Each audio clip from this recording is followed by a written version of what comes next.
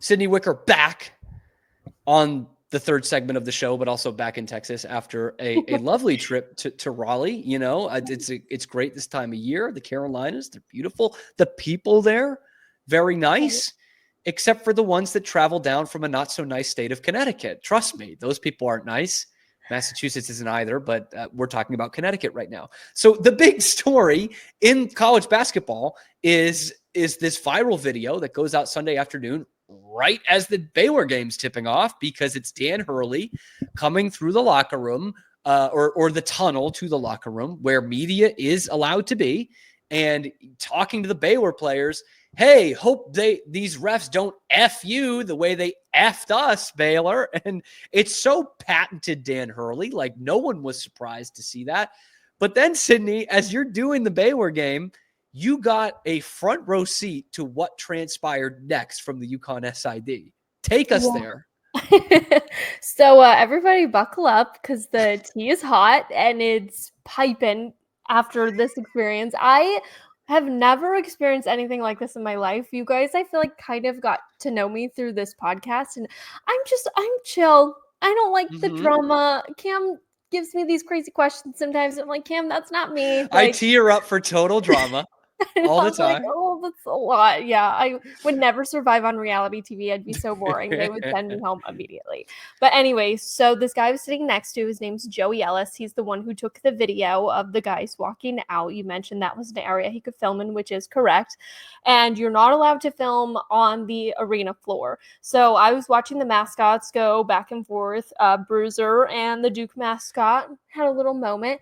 And so I did take out my phone. I was taking pictures of them. And since you're not supposed to like be filming anything, I heard somebody say, "Are you Joey Ellis? Did you take the video?" So I put my phone down immediately because I thought somebody was talking to me.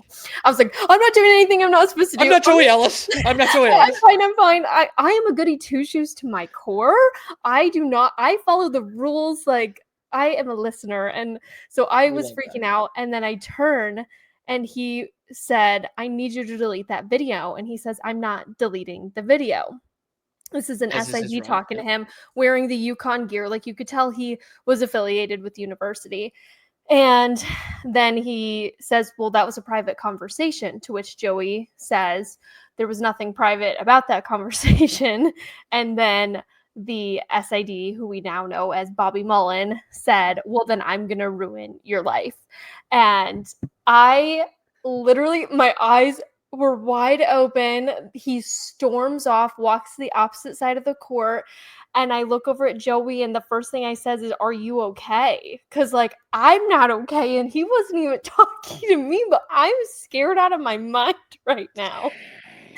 And Joey was just like, "Yeah, I mean, I'm not deleting the video. It's already been shared and has like over thousands of likes. I literally go on my Twitter and scroll. It's been picked up by so many different pages. TMZ has it at this point. Like, Bleacher Report has shared it. ESPN has already got it. Like, it's everywhere. The damage done. Like, if Joey deletes this video, it doesn't matter. It's already been resurfaced so many times. It's not going anywhere." So I just sat there. I talked to Joey. I ended up having to like do a little video for him as my statement of my experience sitting next to him.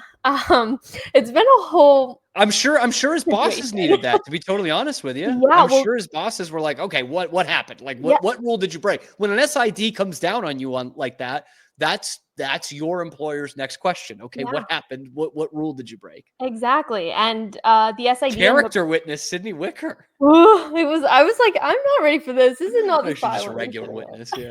I already felt bad because I had moved Joey's stuff. He had it in my spot because he was sitting there from the game before. And so I'd already moved his stuff out of the way. So I felt bad. But I was like, dude, I got to sit here. Like, I got work to do. Like, Baylor's already tipping off. Like, it's time to go. Like, you got to get out of here.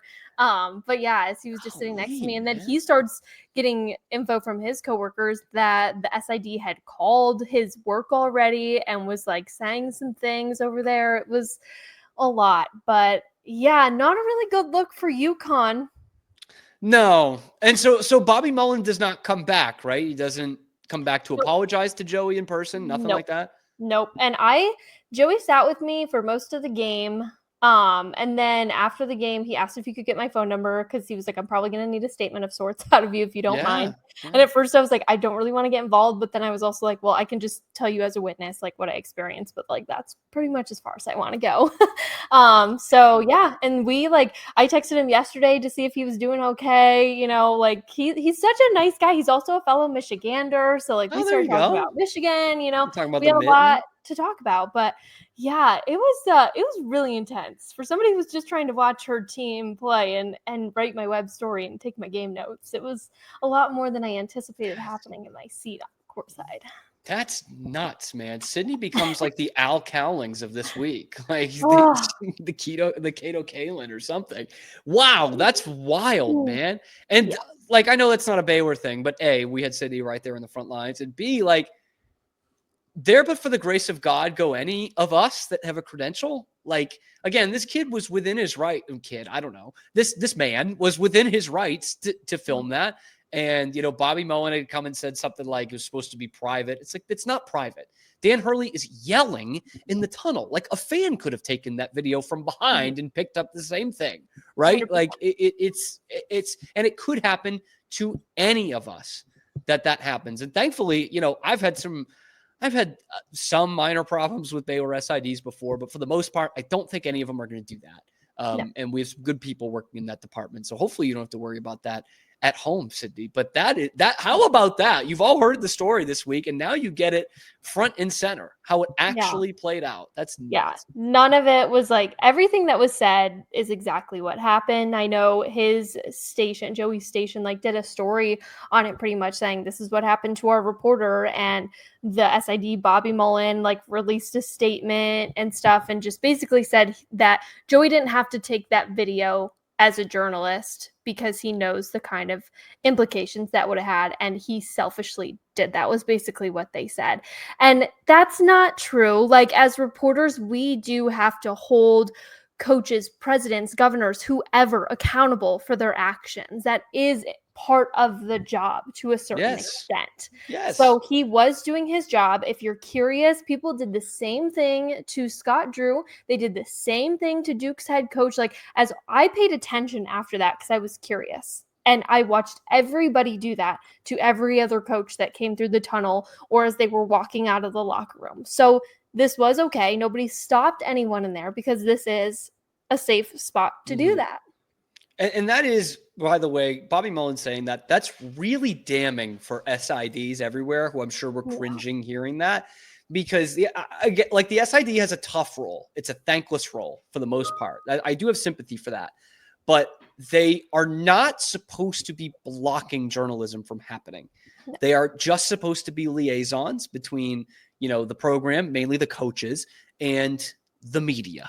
They are not supposed to be blocking the media. They are not supposed to be making the coaches a mirage that never talks to them. That's not what they're supposed to be. They obviously have some brand management, but that statement, when I heard that, I was like, this is not good for our journalists that are out there. You know, it's not necessarily me anymore, but Sydney, who's out there. So anyway, thank you for that firsthand retelling. You're welcome. If somebody told me they were going to ruin my life or video, I just want to say I would have cried, first of all, because I have no backbone when it comes to things like that. I mean, and that's just, first of all, so mean. Like, that. And by the way, that is a position. That's a person in a position of power. Like, thankfully, Joey does not cover UConn. But if that was a UConn reporter, like, that guy really could ruin his career. Absolutely. Yeah.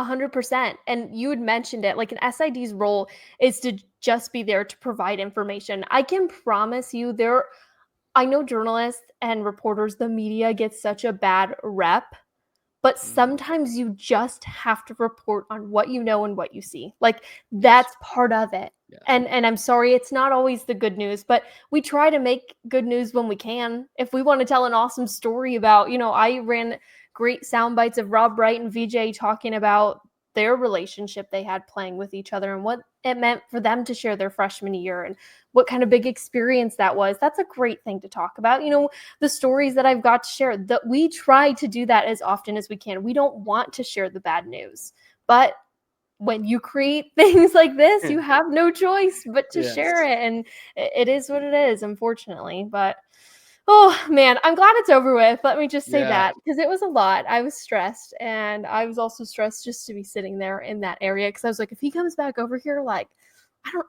I'm leaving. Like, I don't want any part of Coulda this got fight. fired, I'm just, man. yeah.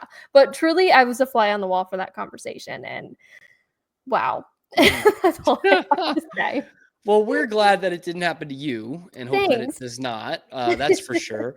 Sydney will be covering some spring football here in the near future. And obviously, for all your Baylor and local sports needs, follow her on Twitter.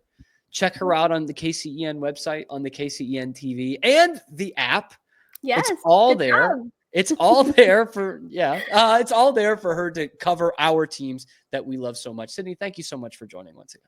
Thanks for having me, Cam. Good to see you as always. As always, another great Wicker Wednesday in the books. Thank you guys so much for joining.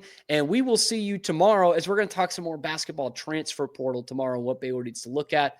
That's coming up tomorrow on Locked On Baylor.